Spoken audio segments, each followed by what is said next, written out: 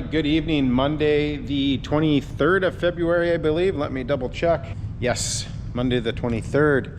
Anyway, we've been having a lot of comments of people wanting to see more of the cars versus me just walking through. So what I might do over the next few days is pick one or two when I have time and kind of just go over them a little bit more and get a little bit more in-depth video footage of each car. So we'll start with the Milner Coupe, 32 Deuce Coupe, of course, John Milner's car from American Graffiti. We did not build this vehicle. Kevin bought this for his collection when he bought a bunch of these from a guy named Graffiti John. Some weren't finished, some were finished. He got this one. He did have one before this one, but it was a fiberglass car. This is a steel car. So he worked a trade with him to get the steel car and gave him the fiberglass one. So we've done a couple of things since then.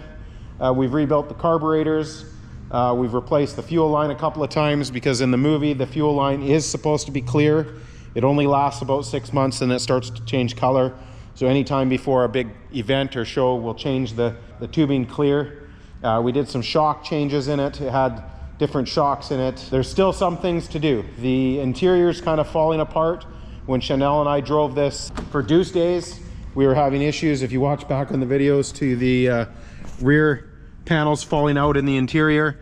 So when we get some time for Lyle to look at that, we'll clean that up a little bit. But yeah, so everything's been done to the best we can to make it look as screen accurate as possible based on the video footage. Of course, Brandon rips the Blu-rays and whatever the highest resolution videos are available now to get closer and closer. So we want to chrome the headers. The headers do look chrome in the movie, so we need to do that. Like I said, clean up the interior a little bit. Somebody has commented maybe the rear tires should be a little bigger, so we'll look at that as well. See if we can get a bit bigger of a tire in the back if it's supposed to have that. But yeah, so I'll do a little bit of a walk around. Of course, there's not a lot to show. It's a 32 hot rod, but we don't have the proper plate on the back right now. We got to put that on. But yeah, it's a beautiful little car. It's got signatures in it. Let's get over here and show you that. Kevin and Brandon are big on having little things too, like the speeding tickets and stuff like that from the movie. And then Paul's signature on the dash. Hopefully he's doing okay. I see posts that he's in the hospital lately, so hopefully he's doing okay. But yeah, a little quick little walk around, a little bit more in depth on the 32 tonight. We need to clean it up. It's getting a little dirty in here. But yeah, so there you go. I'll get some more of the engine. Proper manifold intake manifold on there and the 4 carbs.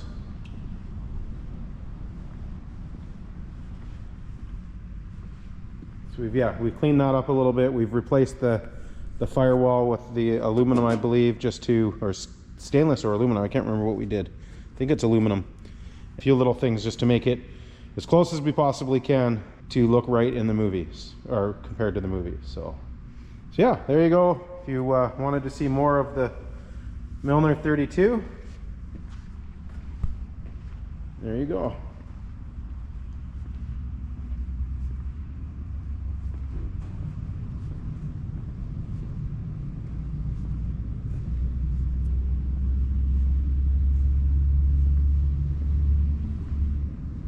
I'll pick another car maybe tomorrow.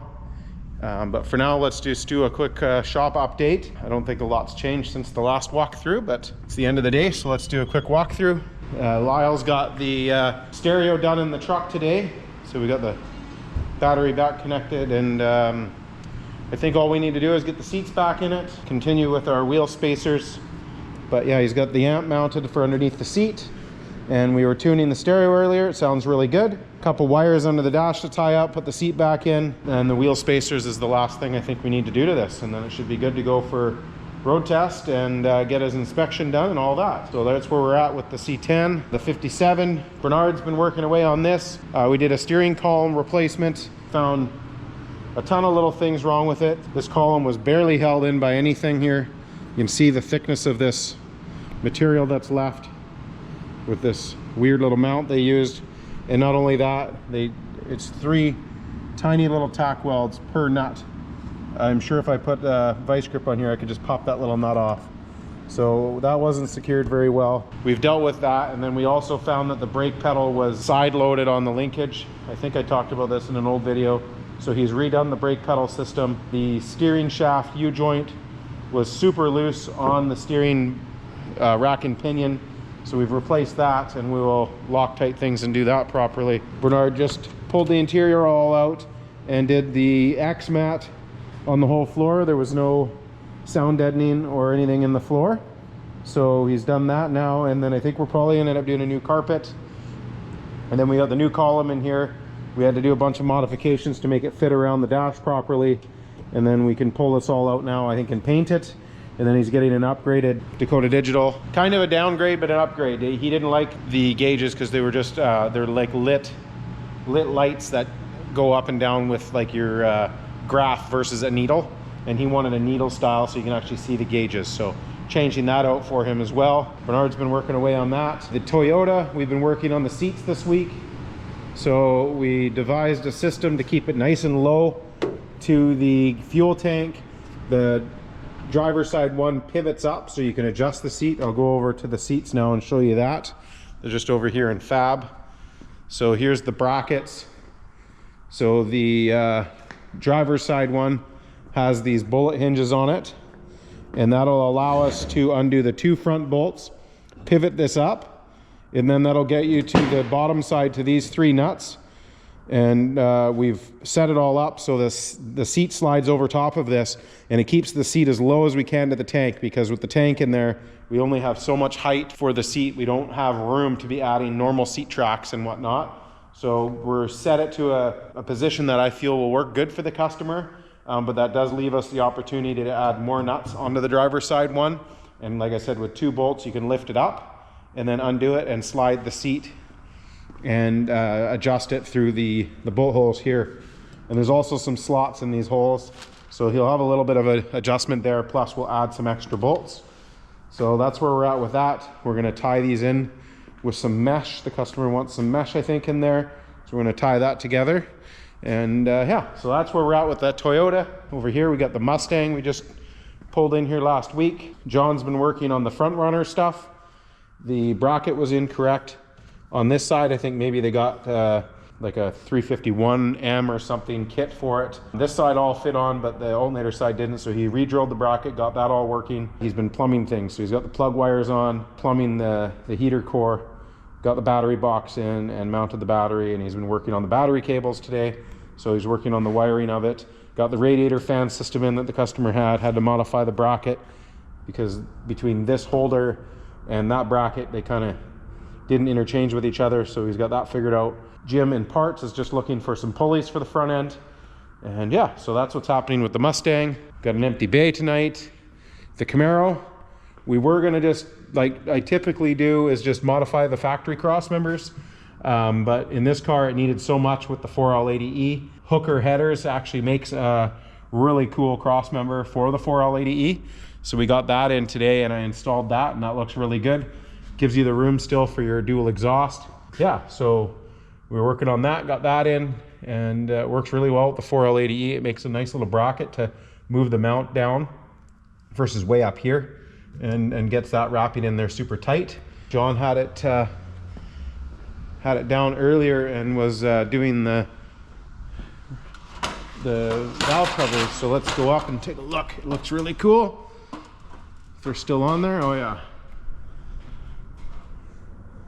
So we got the big 502 valve covers on there. We got that Eldebrock intake. So that's looking really nice. With that Vintage Air front runner kit. They're my favorite. They're the cleanest, tightest, shiniest package you can get for a front runner kit. He's got the headers bolted in now. Coming along, we had to pop the booster off because it was too tight to get the valve covers on.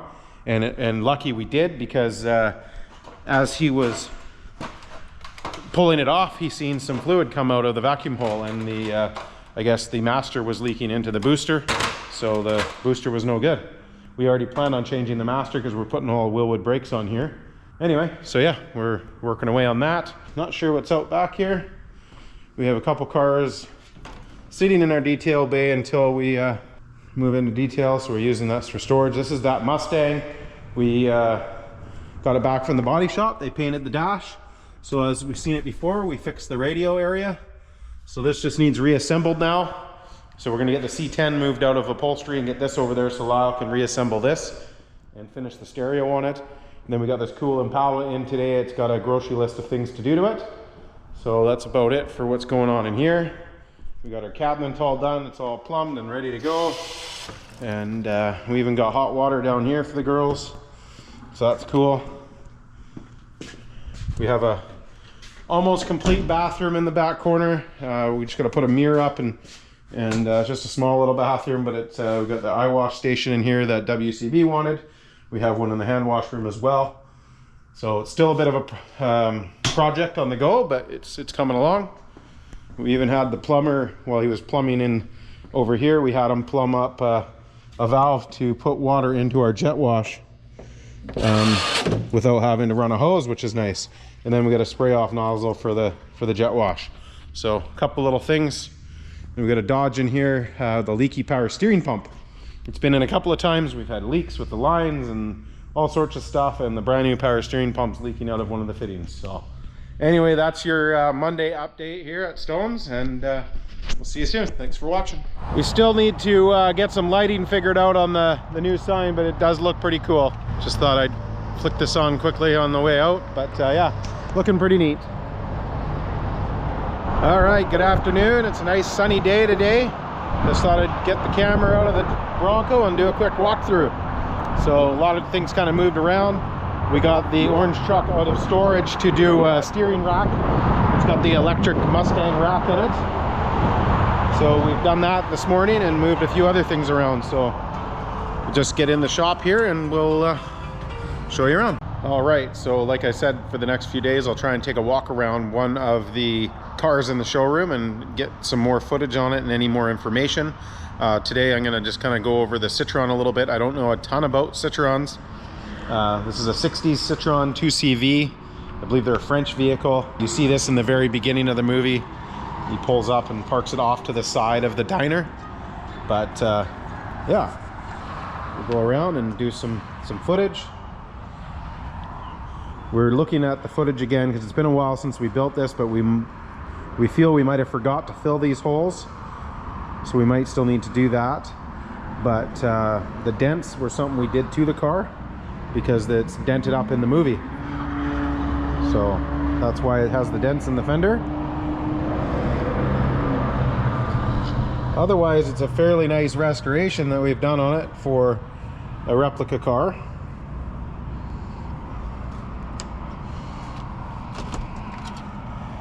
Really simple design. These windows just I don't even want to wreck it, but they just fold up and down.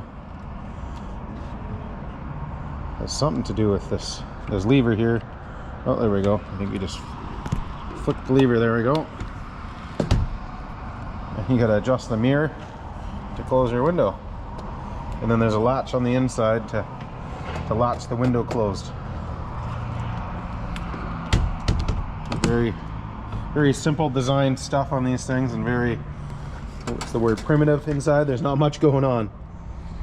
So one thing that is wrong with this is the seats. They don't match the seats that were in the movie vehicle. And the only thing we haven't done to complete it is the brakes. It's got some special flares, and we had to buy the special tool for it, which we do have now. So before it goes home, we'll try and get it in the shop and get the brakes done and whatever final little bits and pieces done for it to be able to be a runner and driver. So it's got the sticker that's on it in the movie. So yeah, not a lot to go over on this. Like I said, I don't know a lot about them, but just a cool little vehicle. I believe they're really good off-road for what they are. Yeah, we even have some parts in the back. Or that's the jack for it. So it's been, like I said, it's been a while since we put this together for them. But yeah, so anyway, that's the Citroën 2CV. A little closer look at it for you. When we do get it in the shop and get it up and running, we'll do some more footage for that. Yeah, for now, let's go walk around the shop. Like I said, we moved a bunch of cars around since last night's walkthrough, so we'll get out here and show you that. So here we have the Mustang put over here. Lyle's been working on it today to get the dash back together. So that's coming together pretty good. And he's hiding a conventional newer style radio in the glove box. So we got the short style single din head unit there that's going to go in the glove box and be hidden. So yeah, Lyle's working away on getting that back together. The 57 is back to where it was, just moved a little bit. Bernard's been working on that today. We've got the Toyota moved over beside Fab a little bit. Corbin was working on getting the seats fully mounted. So he's got all the bolt plates and everything in now. So they're fully mounted, and I'm working with the customer. He wants to put like a bit of a wire mesh, I think it is, here to kind of fill this in. So we're working on that. Yeah, and then we've ordered up a brushless fan for the radiator today, so we can get that going. But he does have the air inlet we can work on, and we have the overflow we can work on. Speaking of Corbin, he is working on the grill for the International. We've had to make it look like it's supposed to look in the movie, which we have a picture here somewhere. Oh, there he's got it on the box. So just like the vehicle, we had to do damage to it to make it look like the movie clip, and same with the grill. So he's moved a bunch of things around and dented some stuff, and we're just twisting the center bar a little bit more, and then you'll have that grill done. So that's a bit of an update on the International. And then we've got the 74 Corvette over here for assembly. So Clint's been packing all the parts from the body shop and wherever they've been stored over to here, so we can get everything in order here, get organized, so we can start putting Dan's Corvette back together. We've pulled the radiator out. We're doing electric fans on it, so that'll be something Corbin will be working on tomorrow when he's done that grill. The Camaro, I don't believe we've done anything on the Camaro today. Still waiting on the suspension for it. We did that cross member yesterday. I think we talked about that last night. Barracuda, nothing's changed. The Mustang, a bit's changed here. I see a couple hoses. Again, a couple zap straps from last night. Yeah, he's been working on it today. So a bunch of electrical and plumbing's been done, and you see the alternator's connected up there. So John's been working away on that, and we just got the engine back for this IROC, and Dave's going to start installing that. So Canada Engines has gone through this 350. This car, you've probably seen it on our videos before.